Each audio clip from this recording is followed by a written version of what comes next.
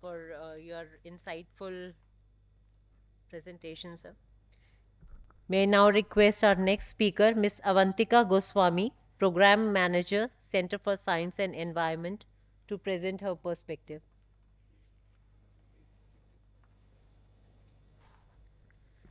So, good afternoon, everyone. Hope I'm audible to everybody. So, my name is Avantika Goswami. I'm a program manager of climate change at CSE, the Center for Science and Environment. CSE, as many of you might be aware, it's a 43-year-old think tank that works on environment and climate issues. CSE does research-based advocacy on various issues which are relevant to the developing world, that we also refer to as the Global South. My particular program at CSE focuses on climate policy. So we do climate policy analysis of different policy announcements from various countries around the world. We are present at UN climate forums. CSE is an admitted observer with the UNFCCC. So we observe climate negotiations, analyze the different issues, and also advance our research-based advocacy on issues that we feel are most relevant for the Global South. So this year in particular, the issue of finance is very much front and center in the multilateral climate policy space. So I work in a very different space from many of the participants here. We don't work within the space of business, or we're not finance experts. We work on climate justice issues. So I do hope that some of the insights I present here today will be enriching for your work and discussions. Um, so last year at COP27, the UN Climate Summit, which was conducted in Egypt, there was much heightened discussion of climate finance being inadequate. Climate finance, as most of you are aware, is money that is transferred from developed to developing countries for various climate relevant purposes, either climate mitigation projects like building renewable energy plants or climate adaptation projects. That conversation really elevated last year at COP27, but climate finance was not the only thing that was discussed. The issue of financial systems reform also came up to a large extent last year at COP27. There was this growing need that the countries of the global south are burdened with a lot of different challenges, because of which they are not being able to take on more climate ambition. Climate ambition basically means that they are not able to take on stricter targets to cut emissions or more ambitious goals to green their economy. So, countries of the global south are genuinely hindered in many ways. As a result of those conversations, this year, last last month, in fact, in Paris, the French government hosted a conference. It was called the Summit for a New Global Financing Pact. And India was a part of that summit as well, in its role as G20 lead this year. And the conference was really intended to move forward this whole conversation that the global financial system cannot continue to operate in the way that it does today. There are many disadvantages to poor and vulnerable countries who are battling what is now known as a polycrisis.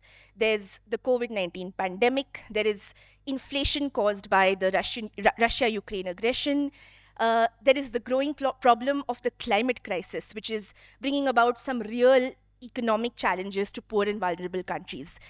So we were present at this summit, and today I'll present some insights from the issues that we advocated for at this summit, and hopefully it will be interesting to you and enriching to your work as well.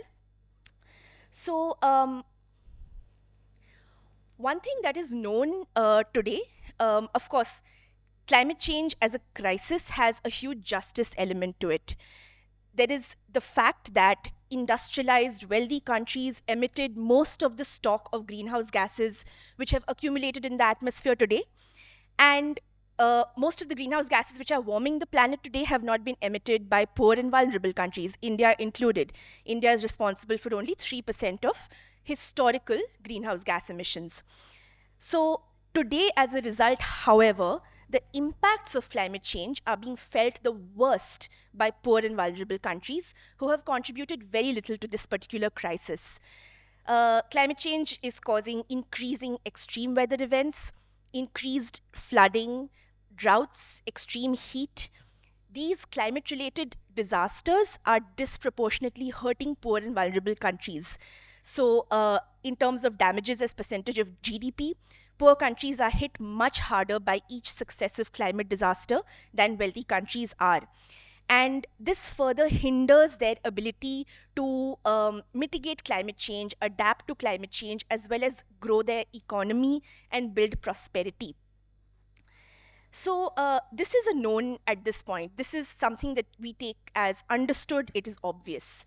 Now, moving on to the question of how we should respond to this. The question of finance always comes up in discussions around climate justice. Under the Paris Agreement, developed countries have agreed that they will transfer $100 billion worth of climate finance per year to developing countries to help them mitigate and adapt to climate change. So let's take a look at where we're at on climate finance. So, as of the most recent estimate, this is provided by the OECD. As of last year, as of 2020, only $83.3 billion of climate finance was mobilized by developed countries in climate finance towards developing countries. This is the highest number that they have ever managed to achieve, which really points to a failure on the part of developed countries to achieving the climate finance pledge. The other aspect is that most of this money has been transferred in the form of loans, not in the form of grants. This has basically worsened the debt crisis that was already existing in the developing world. Moreover, most of the money that has been transferred in the form of climate finance has not been in the form of concessional money. Now, there is not one single definition for concessional climate finance. Concessional money can be any financial agreement which is negotiated on favorable terms. So it could be a grant-based transfer, it could be a low-interest loan with a long maturity period. But data shows that only 16% of all climate finance has been transferred in the form of concessional finance, meaning that a majority of it is in the form of market rate financial instruments. The money is also not really going where it needs to, and this is something that we were very keen to highlight. Data shows that most of the climate finance is flowing towards projects heavily concentrated in North America, Western Europe, and East Asia, which is predominantly China. This is where most of the growth in clean energy investment is also happening, as a new report by the IEA has shown. So the money is not really going to the poorest and most vulnerable countries of the world who actually need this climate finance. Regions where majority of low and middle income countries are located today receive less than 25% of climate finance flows. So this is something we really wanted to highlight, that yes, climate finance flows globally are increasing, but the money is very heavily concentrated in particular regions. So there are vast sections of the world's population who are not benefiting from this financial transfer. We didn't want to stop there.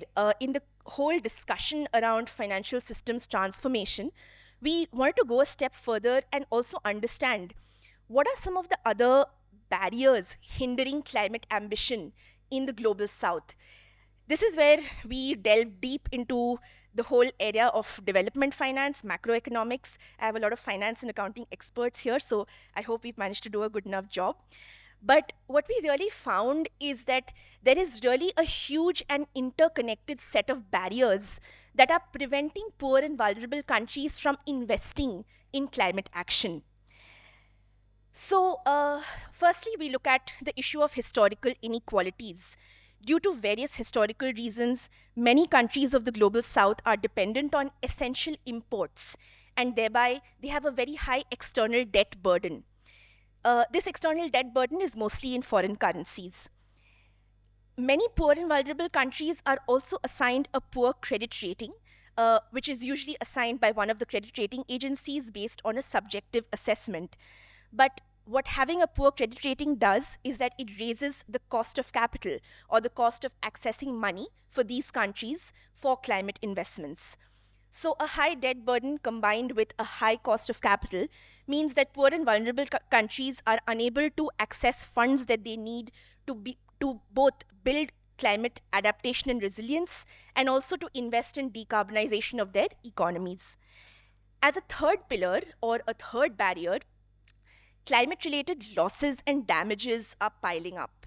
So, with each successive cyclone, flooding event, drought, heat wave, the damages to many of the countries of the global south are actually worsening their existing vulnerabilities. Interestingly, as climate related losses and damages increase, this could have an impact on a country's credit rating, which then increases cost of capital. So there is an interconnectedness in all of these barriers, and we think it's really important that a lot of these structural systemic handicaps need to be addressed while we are also looking at the question of how much money is being transferred as climate finance and so on and so forth. So, we did a deep dive in our paper on three specific issues that we think need to be talked about. There are many other barriers hindering climate ambition in the global south. But we looked specifically at the cost of capital, the issue of the debt crisis, and the problems around multilateral development banks or MDBs. So I'll go through those one by one. The first is the problem of the capital cost barrier. For countries of the global south, for many of them, accessing money for climate investments is much costlier. Developing countries are charged higher interest on loans, and investors expect much higher returns on equity as compared to developed countries. As a result, many of these countries might possess rich renewable energy resources or might have great intent to invest in climate action, but the capital cost acts as a severe barrier on their ability to do so.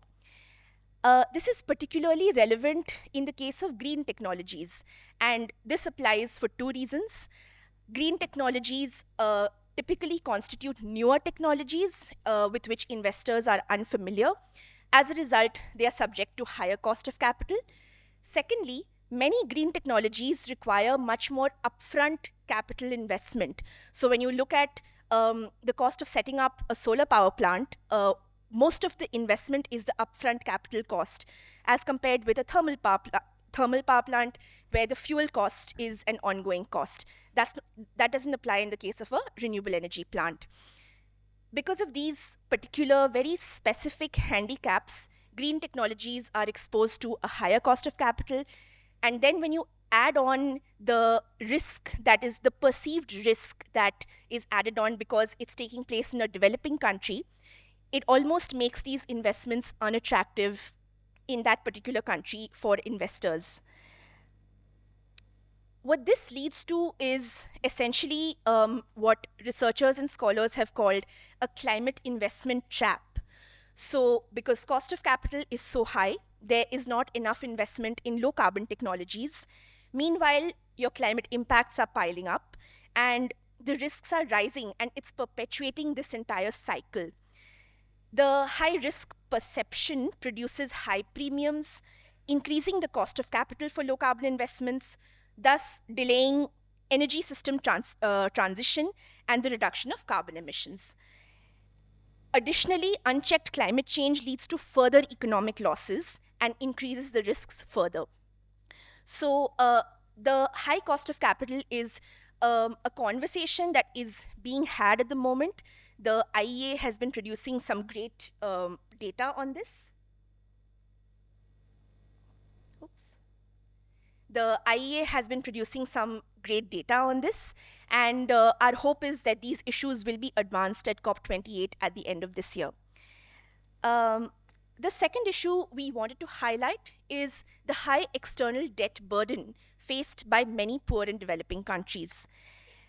So, currently, countries of the global south, luckily, India is not a country in debt distress. We have a large economy, we have a certain capacity to take on external debt, and we are quite prudent in that sense.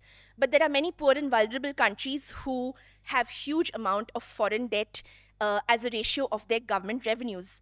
On average, in 2023, many low income countries have been paying almost 16% of government revenues in the form of debt. Um, Currently, in the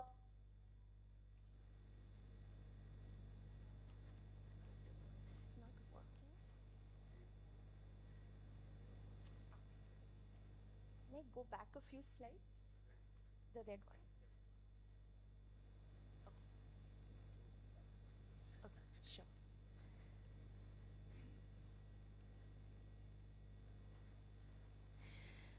So, currently, in a categorization of developing countries called emerging markets and developing economies, or EMDEs, there is a total of 3.6 trillion US dollars of outstanding external debt. And if you look at the composition of this debt, who is this money owed to? Today, the largest category of holders of EMDE debt are private bondholders. The largest single country creditor of EMDE debt is China today. The formerly large group of creditors, known as the Paris Club, which is a group of wealthy countries who were formerly creditors to poor nations, today they constitute only 7% of outstanding debt. This debt profile has changed in the past decade or so. Private bondholders, as well as China, play a bigger role in holding debt of developing countries. What we did at CSE, we wanted to do a comparison of how a country's debt payments or the debt that they owe in a particular year compares with the cost of achieving their climate goal or their climate pledge to the Paris Agreement. What we found is for 16 low and middle income countries, the cost of achieving their NDC or climate goal was actually lower in any particular year than their outstanding debt payments owed, which really points to an urgent need to address the global debt crisis. It's plausible at this moment that for many countries, their debt burden is actually hindering their climate ambition and they're unable to make the necessary investments in climate mitigation and adaptation because of the debt crisis.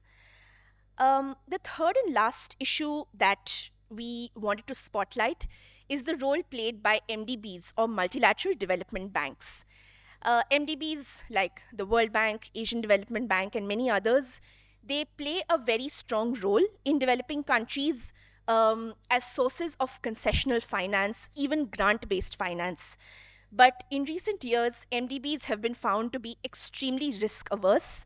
There have been conversations happening through the G20 around how the capital adequacy framework of MDBs can be re-looked at, how MDBs can increase their lending capacity with their existing resources and make the most of their current balance sheet. There's also a conversation going on around how MDBs require a capital increase. So these are issues that India is definitely advocating for through its role as the G20 leader. One issue we wanted to highlight is that almost 80% of the money given out by MDBs is in the form of loans, and a very small percentage is in the form of grants. And this definitely goes to worsen the debt crisis in developing countries. Today, about 22% of debt in emerging markets is held by MDBs.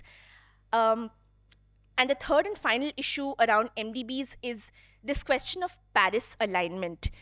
So, under the Paris Agreement, there's a growing conversation around how MDBs can align their financial flows with the rules and conditions of the Paris Agreement. So, if a particular project is deemed to be fitting in with climate mitigation or adaptation goals, it may be approved for funding or it may not, based on a kind of top down set of criteria provided by MDBs. So, we definitely see this as an issue that developing countries must have a greater say in. The role of national sovereignty is extremely important here. Um, a country who is in dire need of funds for development projects must get to have a say in what projects contribute to its NDC and what projects are absolutely necessary for its development. So there has to be a say from recipient countries in this process. So that's something we've highlighted in our paper. As the way forward, what we wanted to do, and this is in our paper, the link will be available, I can share it with the organizers. There are multiple proposals on the table offered by country governments, offered by development finance institutions, offered by scholars and academics, which are basically providing solutions to all of these very large, messy problems. So the issue of cost of capital, the UNDP has recommendations for it. The government of Barbados has a proposal called the Bridgetown Agenda, which is addressing issues like the cost of capital.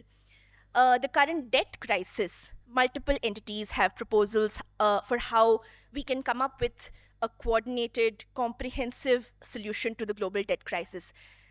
So in our paper, we've collated many of the proposals which are on the table, and the intention really is to show that the answers are out there, but it's really a question of political will and adequate pressure from civil society, associations, academics, to kind of push for the most transformative solutions.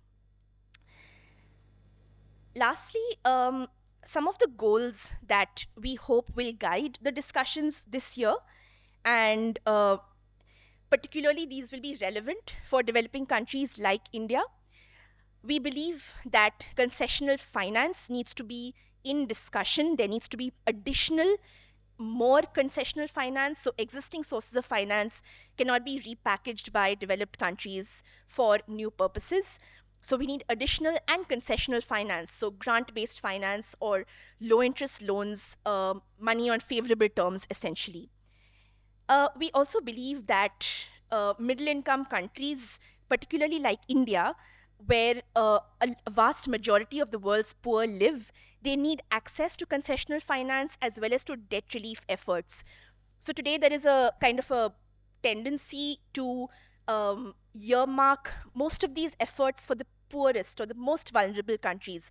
But the fact is 62% of the world's poor live in middle income countries. So we need to take into account these countries when looking at many of these solutions. When we think about Paris alignment of financial flows, where we place a condition on whether or not a project can be funded depending on if it goes towards climate mitigation or adaptation, we think that the recipient country must have a say in the process. National sovereignty must be maintained. We definitely need a comprehensive solution to the global debt crisis. And more importantly, we need to stop the creation of new debt through loan-based climate finance instruments. Lastly, we definitely believe that there's a lot of dependence on having the private sector lead the entire climate investment effort. But governments need to play a bigger role. They need to be guiding and strategizing the entire process. And of course, creating conditions for private sector investment where necessary. But so far, trends have shown that simply waiting for the private sector to take the lead in climate investment hasn't shown adequate results. Private sector-led climate finance actually constitutes a very small percentage of current climate finance. So we definitely need a more strategic shaping role to be played by governments as well as multilateral institutions. So with that, I'll conclude. This definitely needs to be the year where we need to recognize that many poor and vulnerable countries of the world, they want to take on more climate ambition, but they simply cannot afford it. So for this, there is need for a reform of the global financial system. It's going to be a long and complex process, but these conversations have started, and we really hope that some progress is made this year and in the coming years. So Thank you, ma'am, for such a wonderful presentation.